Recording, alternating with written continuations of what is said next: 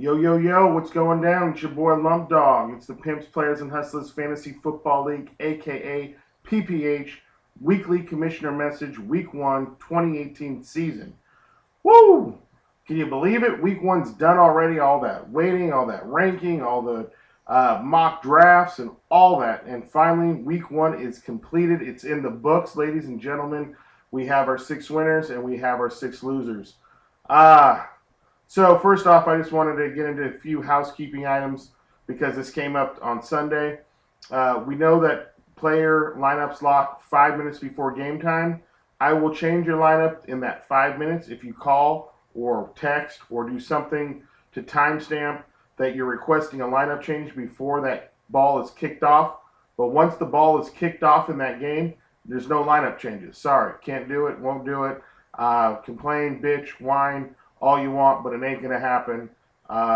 So just know that. So if you're playing with your phone, you're out camping, you can't get internet access, cellular service, whatever it might be, you need to try to do something to timestamp your request for a lineup change, so I can make that change for you. Because once that ball kicks off in that game, that lineup's locked. I'm not making any changes. So just know that. So I know some of you guys like to fool around with your lineups until the last absolute possible second, and problems might occur where you're not, it's clocking on you or something.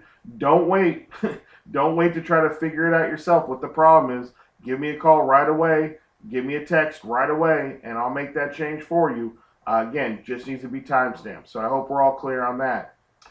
Next thing I heard was the Tardos 289ers did pay the league fees, so he will not be locked out of the waiver wire that's running this week.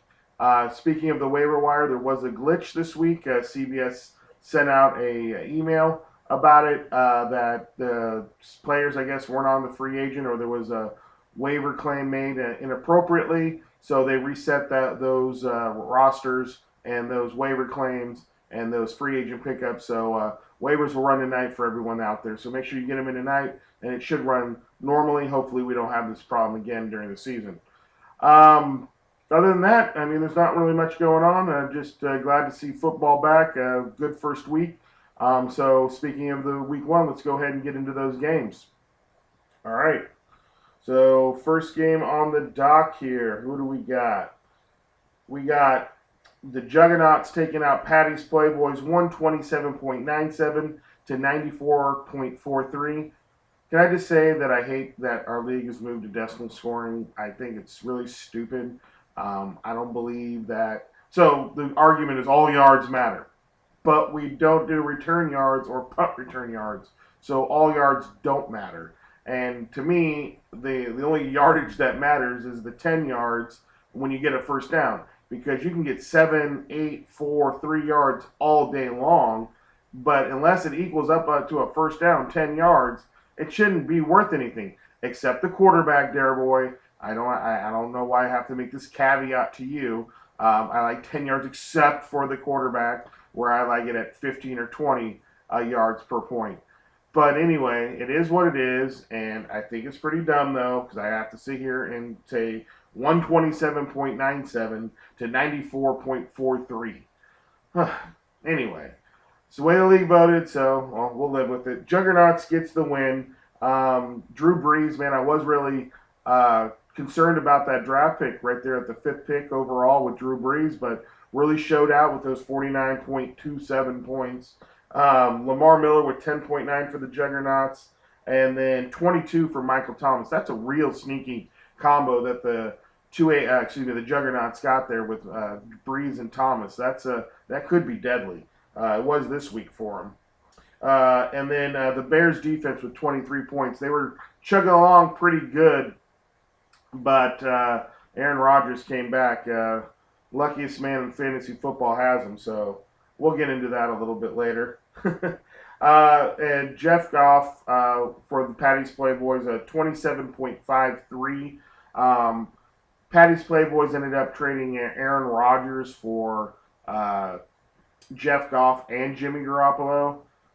I don't know what's in his mind to think that's a great trade. He did it.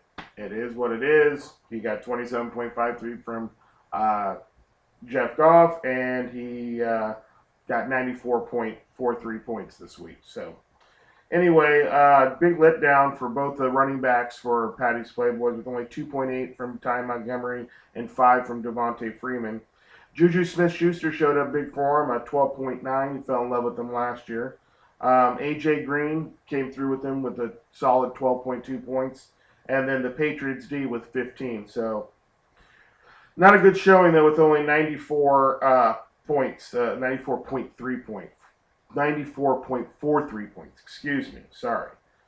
Anyway, next game matchup we have the rookies taking out the haters, 136.87 to 108.67. Now that I have to say the points, I bet you the league's going to want to keep it at decimal scoring no matter what. Rookies, pretty solid draft other than the time where he took back-to-back quarterbacks, and he missed out taking T.Y. Hilton to team up with Andrew Luck. I couldn't believe he missed out on that, but that's why he's the rookies. Not a very bright guy there in the fantasy realm, but got 136.87 points.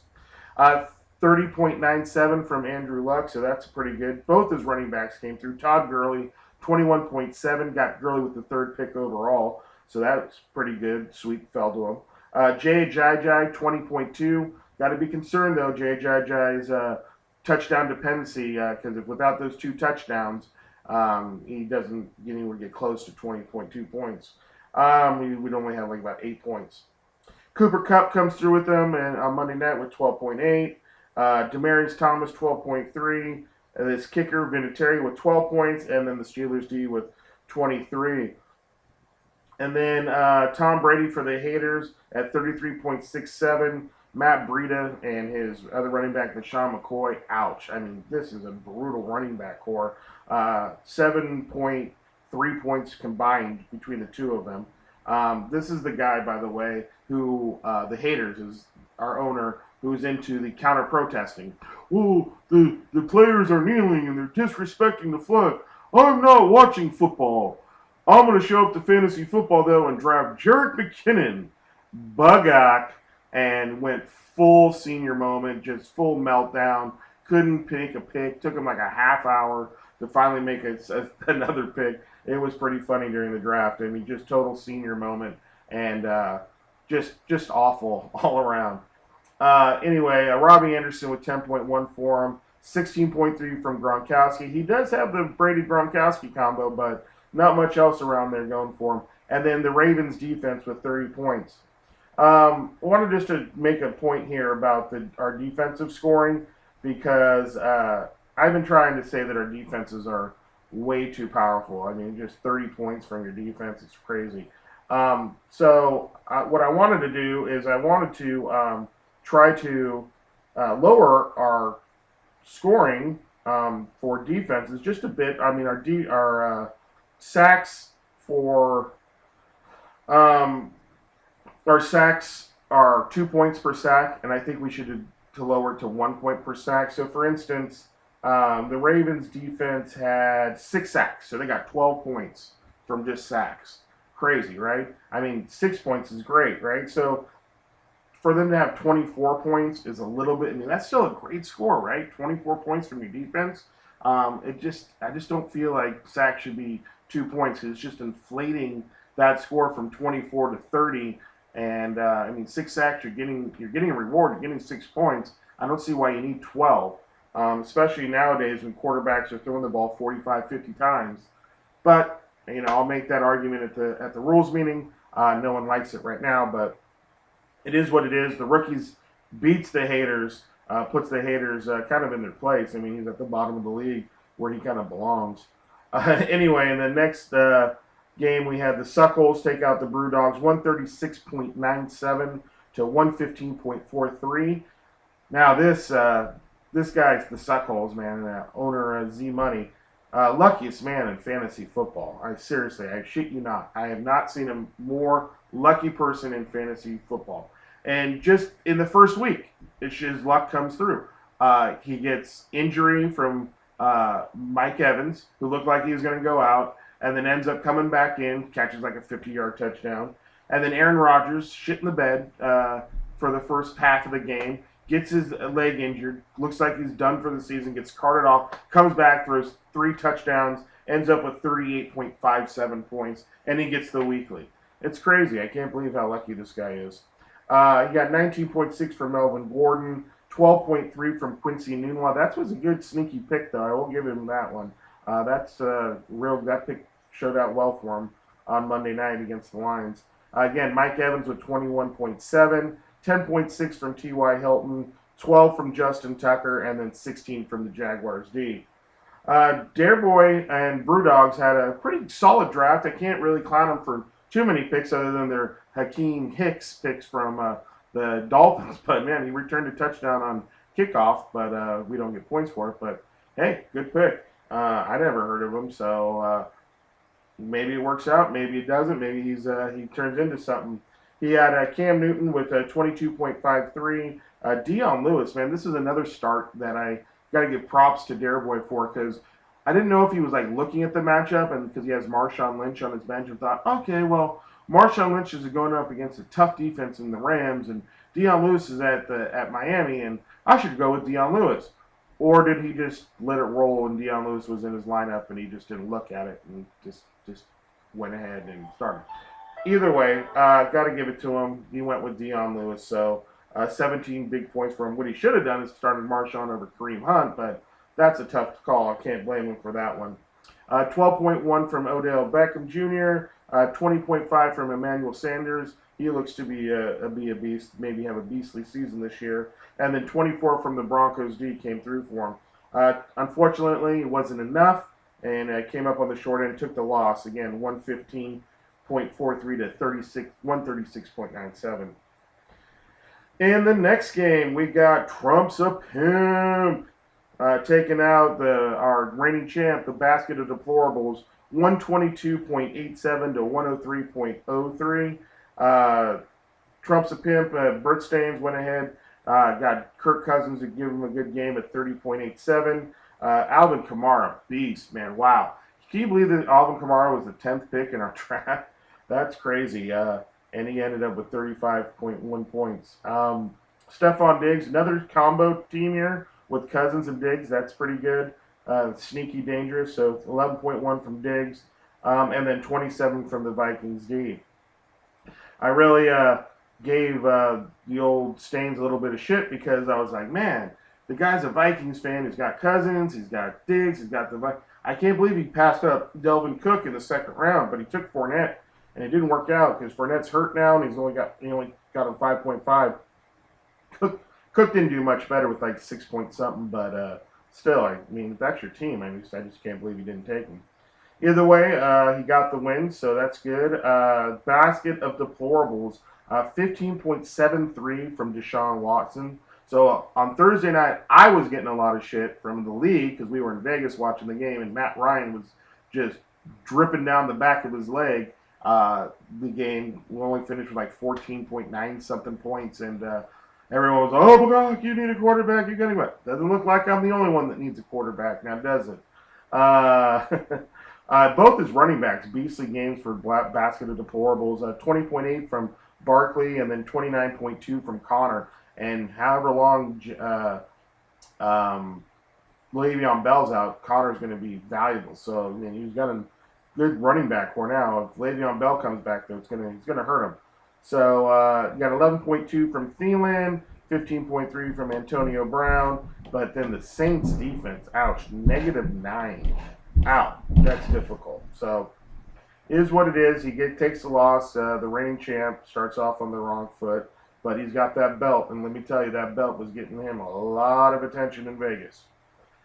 And one of our closest games of the first week, the Big Loads takes the 107.13 win over the 289ers at 106.6.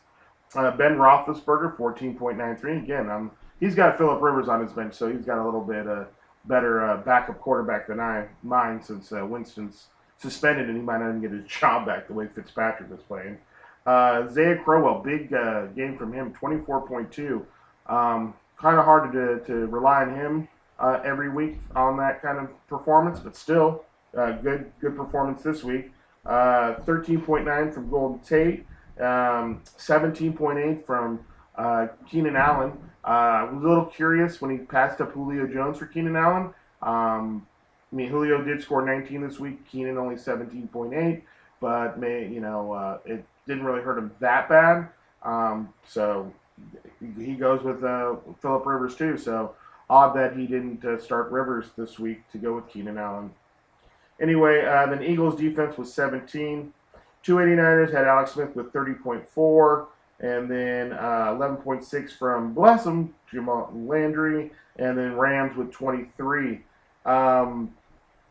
Really 6.5 from Cook, and then Kenyon Drake with 6.6. This is the team to 289ers have Le'Veon Bell, and it's kind of hurting his squad right now not having him in camp. But good for the Bees. He gets off on the right foot with a 107.13 win. Maybe that'll get him off the ledge. He won't, quit on us this year. We still didn't get a Fremont Street performance this year, which was pretty weak, pretty lame. If you ask me, pretty lame for the big loads. Because that was kind of the reason we got him back in the league, that he was going to owe us that street performance, and we didn't get it. But it was good having him at the draft, good having him back in the league. He's a solid owner. Go ahead in the last game here. We got your boy, Mr. Sweet Spot, taking out URSO, 117.93 to 94.97. Man, the shit I was taking for Matt Ryan on Thursday, USRO acted like he had it locked up, but he didn't. He didn't have it locked up. Obviously, he didn't. I had 10.7 from Jordan Howard, 14.53 from Ryan, which blows. I've got to keep him, though. I got to roll for him this week. Hopefully he can turn it around. I had 14.6 from Ezekiel Elliott, 14.8 from Devontae Adams. Really hope Rodgers is okay, because Devontae Adams is going to be really maybe a wide receiver 3 if they got to go with Kaiser at quarterback. So not good there. But Tyreek Hill came through for me, 30.3. Ended up with Tyreek Hill just because Mike Evans was right one pick before me, went, and I wanted to get a solid number 2 receiver since I went Adams in the second round. So I went Tyreek Hill. So that's how that happened in the 4th round, because I got Jordan Howard in the 3rd, and then it was coming back around hoping that Mike Evans was gonna fall to me. Had Tyreek Hill fall to me, and glad he did. Then I got 11 from Robbie Gould, and then 13 from the Texans D. That's a little encouraging just because they played the Patriots, and anytime your defense can get double digits against the Patriots, that's a good thing. Matt Stafford for the URSO, 13.67. Who needs a quarterback, bruh? Bruh. Exactly. He got Carson Wentz, though. I understand. He's just waiting for him to come back. David Johnson with 12.7. Joe Mixon, and man, one of his Bengals comes through with 20.9 points for him, looking good there. Julio Jones with 19, and then the Chargers D with -1. So he was the one that called me on Sunday trying to get me to switch out the Chargers after they had been scored on. Now he did a call, he did apologize, so we'll give him credit for that. But he got all mad at me when I told him I wouldn't make that change. So that's why I had to make sure in the beginning here that everyone knows that once that ball's kicked off, no changes on your lineup. So Chargers -1. Not that the Lions did much better with 13, but and again, we all want the points scored. So there we go. That was week 1 in the P.P.H Fantasy Football League. That's the breakdown. We got 6 1-0 teams and 6 0-1 teams.